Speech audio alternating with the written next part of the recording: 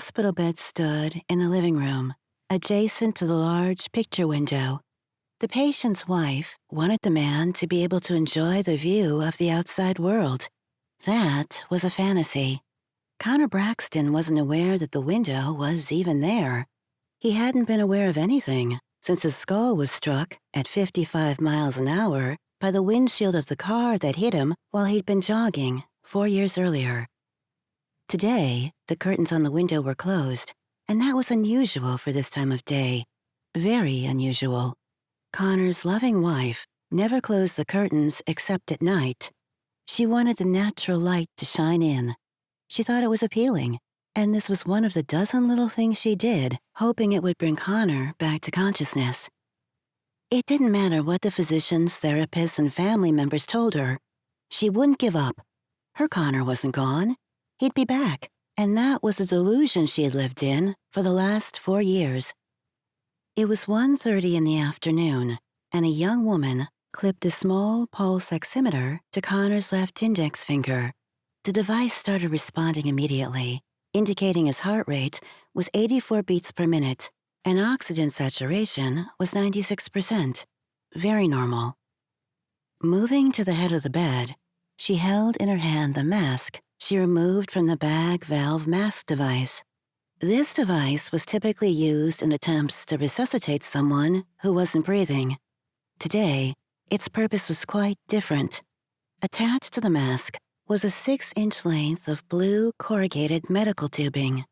The other end of the tube had a 1-gallon storage bag secured with a rubber band. She'd made sure the bag was full of air before attaching the tube. With her makeshift device ready, she gently placed the mask over Connor's mouth and nose as he finished exhaling. The woman was careful not to use much pressure, just enough to keep an airtight seal between the face and the mask. She didn't want medical responders seeing marks from the mask on his face. Watching, she saw the storage bag deflate as Connor inhaled and reinflate when he exhaled. When Connor inhaled his first breath, the air he pulled in contained 21% oxygen. The air he exhaled only had 16% oxygen. With every breath he took in, the percentage of oxygen he drew in decreased further. It only took a few breaths for the amount of oxygen to no longer be able to maintain healthy cells. However, it took a little longer for his damaged brain to detect the problem and respond by increasing his respiratory rate.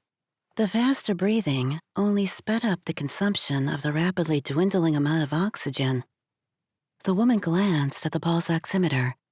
With growing excitement, she watched as the oxygen saturation steadily decreased and the heart rate increased.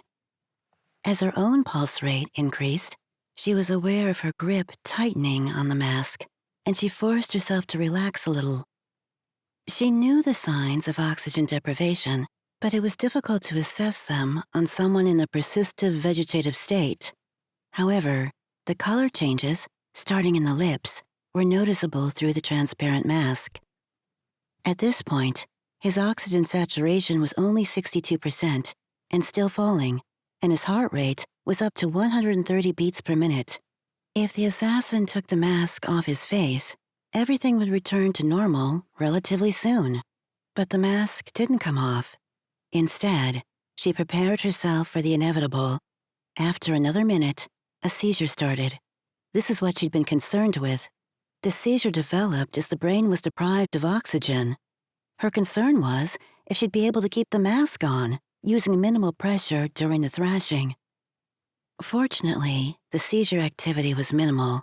His prolonged bedridden state had robbed him of most of his muscle mass, making the seizure unimpressive compared to most of the ones she'd previously witnessed. During the seizure, the assailant noticed that the bag at the end of the tube was no longer inflating. That was expected. The question she had was if it would stay still once the seizure ended. After 20 seconds, she got her answer.